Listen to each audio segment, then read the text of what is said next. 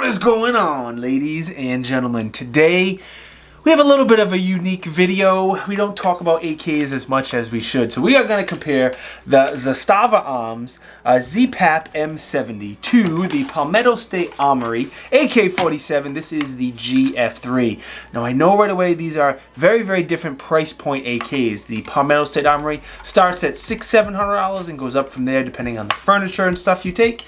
The Zastava Arms, I can never say that word, comes in around $1,000, $1,100, $1,200. I saw the prices all over the place right before I started this video, but I think it's okay to compare guns that are different price ranges, especially if they're similar.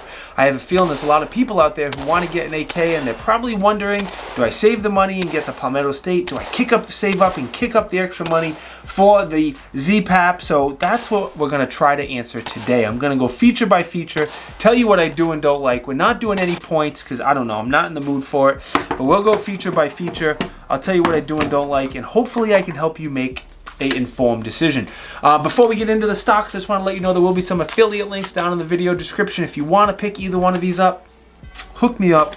Truly helps me out using those links. All right, ZPAP first. This stock is ugly as sin, but it's extremely nice and very, very thought out very, very well. You have a rubber butt pad, which is very, very generous. It's nice. It's adjustable for length of pull. 4 different lengths. It has 4 different QD slots, and it has 7 different heights for this cheek riser as well. So as ugly as sin as the stock is, it's very, very nicely thought out. Now with any Yugoslavian, Serbian AK, the furniture is not standard AK furniture, so if you're going to upgrade anything, make sure you get stuff made for Yugoslavian, Serbian, Zastava type AKs. Alright, Palmetto State Armory stock is, obviously it's not as nice, it's a much more of a budget-friendly AK. Very, very plasticky on this one. Again, this is their lowest end base model. They have several different models that come with nicer furniture, including Magpul stuff. I will definitely upgrade this to a Magpul stock, but this one is fine. It hasn't caused any issues at all. It does have a spot for a sling, just one single slot there. And again, it can easily be upgraded, standard AKM pattern furniture. Next, let's talk about the grip. The Zastava has a big advantage on the grip. The shape, the texture, the feel is good, but more than anything else, it has a hidden storage compartment in the back, and I like to hide snacks in there. Usually gummy bears, but whatever works for you. The grip on the Palmetto State, very, very standard AK grip. That skinny type grip. The texture is good, the shape, the angle is good. Again, I'll probably switch it out with Magpul. It's not necessary, but if I'm going to change out the stock to Magpul, I might as well change out the grip to Magpul as well. And again, it's available with different grips if that is not your jam. Trigger. They actually both have a pretty decent trigger. Again, the ZPAP is nicer. It's twice the price. I would expect it to be better. The ZPAP has a very, very, very good trigger. They both break around 4 or 5 pounds.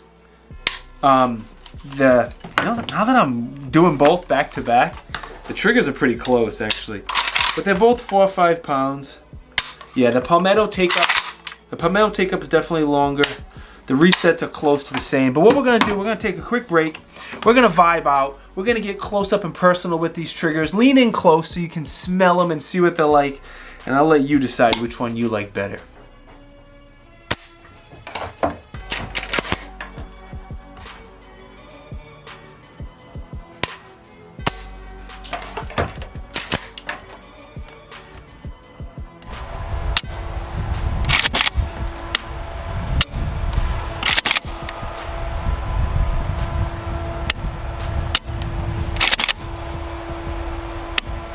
Now the mag releases of both of these guns are very, very similar as far as the shape and the function. One thing that's very different is the Zastava Arms is really, really stiff. Now, if you don't hit it perfectly, whether you're using your hand or a magazine to do magazine reloads, it is really, really stiff, and it can, a few times I did miss, or I didn't hit the mag release hard enough to release it, so I do prefer the mag release on this particular Palmetto State Armory. Yeah, it's half as much force to to work that mag release. The Zastava is just way too stiff on this particular model anyway. I don't know if they're all like that. And at the same time, being this is easier to manipulate, it never caused a problem. The magazine is still locked in there very well. So I definitely prefer the mag release on the Palmetto State Armory. Something else that is a million times better is going to be the safety. The safety on the Palmetto State Armory is a lot smoother, a lot easier to manipulate. You can do it with your trigger finger. It's easy to reach. Now there's no cutout for a bolt hold open, but besides that, the trigger is way better. The biggest con I had on this ZPAP is going to be the safety. The safety sucks. It's so stinking hard to manipulate. If you watch the review of this video, you see me using my thumb and really like struggling to manipulate the safety. We tried lubing it. We tried pulling it away from the receiver a bunch. No matter what we did, the safety was really hard. Again, I don't know if they're all that way or if it's just this particular ZPAP, but I wanted to mention it. All right, the receivers both receivers are stamped. Both of the rivets, all of the rivets on both of them look very nice.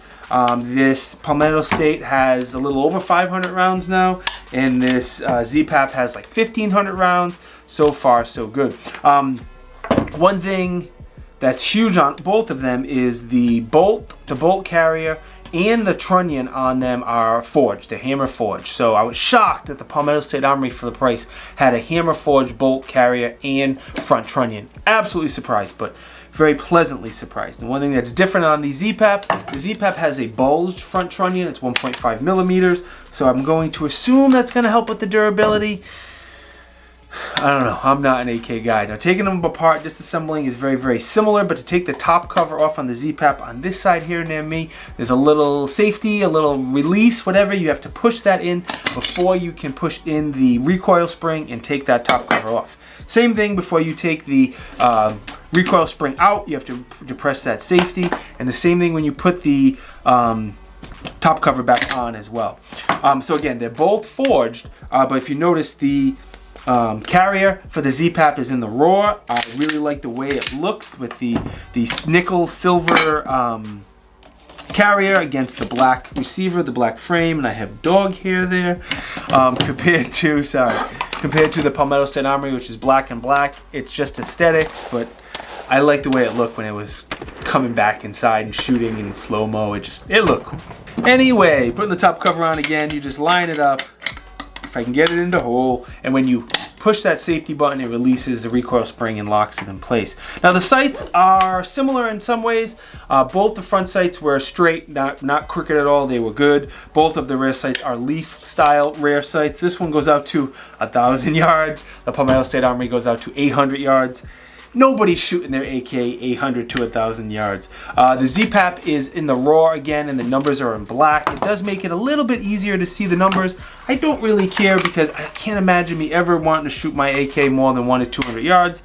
And pretty much every gun I have gets optics because my eyesight is terrible. But the Palmetto State Armory is very similar, all blacked out. The front, they're both adjustable for windage and elevation, so I don't see a huge advantage on the sights. Now the handguards are very similar as well, and once again, they're both available in different colors, sizes. The Palmetto State has a ton of different options: wood, Magpul, base furniture, OD green, of course, because OD green is the best. Basic set of plastic. The only reason I think I'm going to upgrade those in the Palmetto State Armory is because I do want to put a light on there, and so I do want something with a M-lock. The handguard that this one comes with, again, is a basic plastic sight. My man Johnny, who owns this gun, put a very nice quad rail on from Midwest Industries, so it does look different, and that's why I added the light and the optic to this one, and haven't yet to the Palmetto State Armory, even though I will. They both have a spot for a sling out here on the front. This is a Zastava Arms is a little more further forward than the Palmetto State's, a little further back, but whatever. The gas blocks system setup seems very similar on both of them. I don't see a huge advantage. They both can take a bayonet, and for the third AK video in a row, I didn't break out my bayonet. Man, that should get a dislike right there. Kidding, don't do that. It doesn't come with a cleaning rod. The Palmetto State Armory does not. And yeah, the rest is very similar. So the barrel has a lot of big differences in the barrel. The ZPAP is a 16.1 inch. It is cold hammer forged and it is chrome nitride. So as far as durability, especially if you happen to be shooting tens of thousands of rounds, or especially in full auto or lots of mag dumps, the ZPAP barrel should hold up a little longer. The muzzle device on here is a 14. Actually, let me go to the barrel on the Palmetto State Armory so I don't confuse you. The barrel on the PSA is also just over 16 inches at 16.1. The big difference is it is a black nitride barrel, 4150 material instead of a cold hammer forged with a chrome line. Now this barrel is significantly less expensive to make. It is typically a little bit more accurate, and that is what we saw as well. This barrel from this gun compared to that one was just as, if not slightly, half MOA more accurate than the ZPAP. And I think a lot of that, when you do the chrome line process, even though you gain a lot of durability, you lose a little bit in accuracy. So which one's right for you is completely up to you. We tried 3 different types of ammo. They were all junk ammo, just so you know. I didn't have any quality ammo to test these on, is what it is. Both muzzle devices have a 14x1 left-handed thread. They both have a slanted muzzle device. The only thing that's different on the ZPAP has a small advantage that you can adjust it for you lefties or righties. You push that little release in, and then you spin it from one side back to the other side if you want to. Now, I think the biggest advantage of all the advantages is on the Palmetto State Armory, because it has a lifetime warranty and it is made in the United States. That this gun comes in at this price with forged trunnion and it's made in the US. I think that is a very, very big advantage for the PSA. You may or may not think that is a big deal, but I do. All right, let's talk about the pros, cons. Hold on, let's talk about the testing that I've done. I pretty much have done the same exact testing on both of these guns. I have a few more rounds for the ZPAP, but the style and type of testing I've done is pretty much the same. Lots of reloads, lots of plinking at steel, lots of shooting through a barricade, lots of running and gunning, shot them indoors, outdoors, extremely similar, so I don't think the testing that I have done will change my pros and my cons. All right, let's talk about the pros for the PSA AK first. Price and value. Insane price and value that you get forged trunnion bolt and bolt carrier for the price, especially that's made in the States. The safety is perfect for me, in my opinion. The trigger is very good for a budget AK. It's more accurate than the ZPAP. I'm sure that's going to piss off a lot of people. And again, I think it's the best value if you want a budget AK. Now the ZPAP, the bulge forged trunnion is dope. I think this thing is, from everything I've read and everything I've seen, these things are absolutely bulletproof. They're very, very good AKs.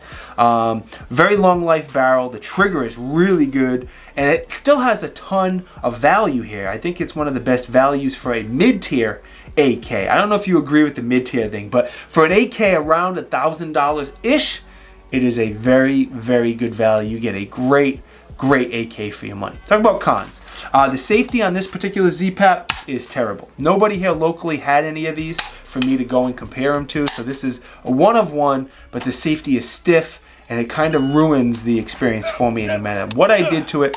I couldn't get it to be any bit better. The magazine release is a little stiff, but that is not a big deal for me. Now the Palmetto State Armory, while it's available in a lot of different furniture choices, this basic budget-friendly one, I'm not a huge fan of the stock. No pad, very plasticky, and I'm just not a huge fan of it. So again, I'm doing a build series on this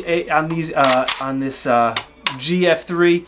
Where the audience tells me what they want to see me do, and that's what I do, and that's how I upgrade the rifles. Overall, they're both very, very good AKs. Obviously, if you have the money, go with the ZPAP. It's a nicer, more expensive AK. It is very, very good, and I hope your safety is better. Maybe feel the safety before you buy it if possible, because it really did almost ruin the shooting experience, being the safety was so stiff, but still a very, very good gun. Get the best gun you can for whatever your budget is. That's the story of it overall. Just keep in mind, you're going to need ammo, you're going to need magazines. Most important, you're going to need training, targets. I highly recommend you get a sling. Every defensive weapon should have a sling, in my opinion. And if you have any funds left over, a light and an optic would be a great addition as well.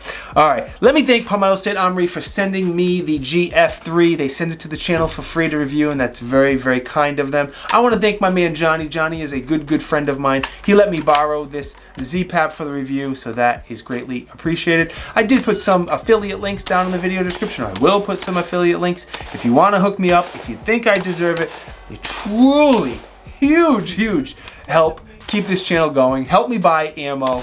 Speaking of ammo, I want to thank my friends at True Shot Gun Club. They sponsor a lot. They supply a lot of the ammo to this channel. They're a channel sponsor, and they have a lot of good deals on ammo. Before you buy ammo, click that link, see if they have anything good in stock for you to buy. I do want to thank my friends at TriStar Apparel. They make a lot of dope gear, hats, shirts, a lot of favorite gear for your favorite gun tubers, patches, stickers, all sorts of good stuff. If you want some Pro 2A gear, again, the link is down there to TriStar Apparel. I did start a second YouTube channel, quick 15 to 60 second videos, YouTube Shorts. It's a backup channel. We only have like, I don't know, 125, 150 subscribers, somewhere in that area. But if you think I deserve it, down the bottom of the video, click the link. Subscribe to that channel. They're fun, goofy videos. They're really good. I am on Instagram and Facebook if you want to know what I'm reviewing right now before you see it on YouTube. Once again, the links to my Instagram and Facebook are down there as well. More important than anything else, thank you guys for watching. It is greatly appreciated. I say that and I mean it from the bottom of my heart. If you think I deserve it, hit that like button. Drop a comment. Let me know what you think about AKs, specifically these AKs. Keep in mind, I'm not an expert, so be kind, but let me know. Drop that comment. Subscribe to the channel. Enable the bell notifications if you choose to do any of those things. Greatly appreciate it, and they definitely help me out. I'll see you guys next time. Peace!